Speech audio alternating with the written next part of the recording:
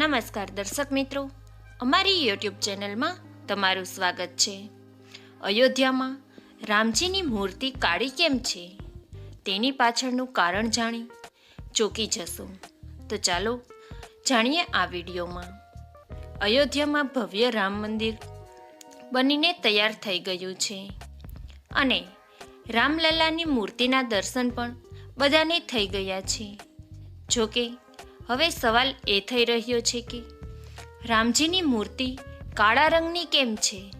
તો આ મૂર્તિ માટે ઉપયોગમાં લેવાયેલ કૃષ્ણશિલાના ગુણ વિશે અહીં વિગતવાર જાણી લઈએ. અયોધ્યામાં રામ મંદિરના ગર્ભગૃહમાં સ્થાપિત રામલલ્લાની મૂર્તિની તસવીરો સામે આવ્યા બાદ કરોડો ભક્તોએ તેના દર્શન કર્યા. જોકે બધાને એક સવાલ થઈ રહ્યો છે કે રામલલ્લાની મૂર્તિ કાળા રંગની કેમ રાખવામાં આવી છે? રામજીની મૂર્તિ માટે ઉપયોગમાં લેવામાં આવેલા કાળા પથ્થર એટલે કે કૃષ્ણશિલા વિશે બહુ ઓછા લોકો જાણે છે. ત્યારે આ મૂર્તિને તૈયાર કરનાર શિલ્પકાર અરુણ યોગીરાજની પત્ની વિજેતા યોગીરાજે જણાવ્યું કે રામલલ્લાની મૂર્તિ બનાવવા માટે આ પથ્થરનો ઉપયોગ કરવાનું ઘણા ખાસ કારણ છે.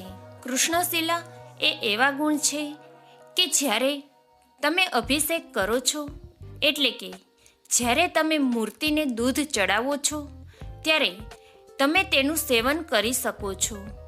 તેનાથી તમારા સ્વાસ્થ્ય પર કોઈ અસર થતી નથી. આ પથ્થરને કારણે દૂધના ગુણોમાં કોઈ ફેરફાર થતો નથી. આ કારણોસર આ પથ્થરની પસંદગી કરવામાં આવી છે, કારણ કે તે કોઈ પણ એસિડ કે આગ કે પાણી સાથે પ્રતિક્રિયા આપતું નથી. આ ઉપરાંત આ પથ્થર પર હવા અને સમયની અસર પણ ખૂબ જ સામાન્ય હોય છે, જેના કારણે મૂર્તિ 1000 વર્ષથી વધુ સમય સુધી ચાલશે. અરુણ યોગીરાજના પત્ની વિજેતા યોગીરાજે એમ પણ કહ્યું કે ભવ્ય રામ મંદિરના ગર્ભગૃહમાં સ્થાપના માટે રામલલ્લાની મૂર્તિ બનાવતી વખતે અરુણ યોગીરાજે ઋષિ જેવી જીવનશૈલી અપનાવી હતી. વિજેતા યોગીરાજે જણાવ્યું કે મૂર્તિ તૈયાર કરવાના સમગ્ર સમય દરમિયાન અરુણ યોગીરાજે સાત્વિક ખોરાક જેમાં ફળો અને અંકુરિત અનાજના મર્યાદિત આહાર સાથે 6 મહિના પસાર કર્યા. અયોધ્યા રામ મંદિરના ગર્ભગૃહમાં સ્થાપિત કરવા માટે અરુણ દ્વારા બનાવવામાં આવેલી રામલલ્લાની મૂર્તિની પસંદગી પર ખુશી વ્યક્ત કરતા વિજેતાએ કહ્યું, અમે તેના વિશે ક્યારેય વિચાર્યું ન હતું, પરંતુ અરુણમાં ઘણી પ્રતિભા છે. તેમની કળાને સમગ્ર વિશ્વમાં માન્યતા અને પ્રશંસા મળવી જોઈએ. વિજેતાના જણાવ્યા અનુસાર અરુણ યોગીરાજ 5મી પેઢીના શિલ્પકાર છે, જેણે 11 વર્ષની ઉંમરે કોતરકામ કરવાનું શરૂ કર્યું અને ત્યારથી તે તેના પરિવારની સમૃદ્ધ પરંપરાનું પ્રતીક બની ગયું છે. મૂર્તિની કૃષ્ણશિલા એટલે શાલિગ્રામ છે કે અન્ય કોઈ પથ્થર? તમને જણાવી દઈએ કે રામલલ્લા માટે 3 મૂર્તિનું નિર્માણ થયું હતું, જેમાં રાજસ્થાનના સત્યનારાયણ પાંડેએ રામલલ્લાની શ્વેત મૂર્તિ બનાવી હતી, જ્યારે મૈસૂરના અરુણ યોગીરાજ અને બેંગ્લોરના GL ભટ્ટે શ્યામ મૂર્તિ બનાવી હતી. જેમાં અરુણ યોગીરાજની બનાવેલી મૂર્તિ પસંદ થઈ અને સ્થાપિત થવા જઈ રહી છે. તેવામાં આજે અમે તમને આ મૂર્તિના ઉપયોગમાં લેવામાં આવેલી કૃષ્ણશિલા વિશે માહિતી આપીશું. અહીંથી મળી કૃષ્ણશિલા. આ કૃષ્ણશિલાની પસંદગી કર્ણાટકના કારકલાથી કરવામાં આવી છે. આ પથ્થરને ગત વર્ષે ફેબ્રુઆરી-માર્ચ 2023માં પસંદ કરવામાં આવ્યો હતો. તેને ઉત્તર કર્ણાટકના કારકલા જિલ્લાના નેલીકેર તાલુકાના નાનકડા ગામ ઈડુ પાસેથી મળેલી ખાણમાંથી પસંદ કરવામાં આવ્યો હતો. આ શિલાનું વજન 10 ટન હતું, જ્યારે પહોળાઈ 6 ફૂટ અને 4 ફૂટની જાડાઈ હતી. આ શિલાને વિધિવત પૂજા કર્યા બાદ અયોધ્યામાં મોકલવામાં આવી હતી. શિલાની પસંદગી કેવી રીતે થઈ?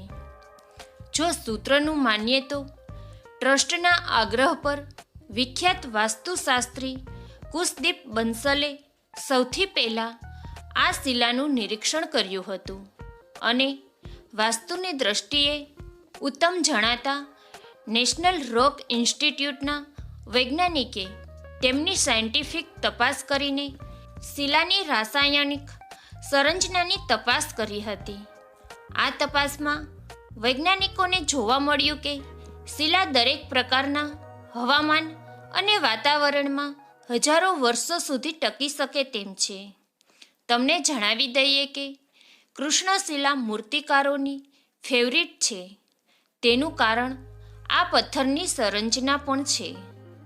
આ પથ્થર વધુ કડક પણ નથી અને વધુ મૃદુ પણ નથી હોતો.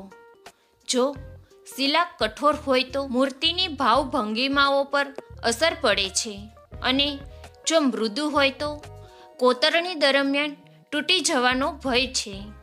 આ રીતે જોતાં કૃષ્ણશિલા બધી રીતે પરફેક્ટ છે.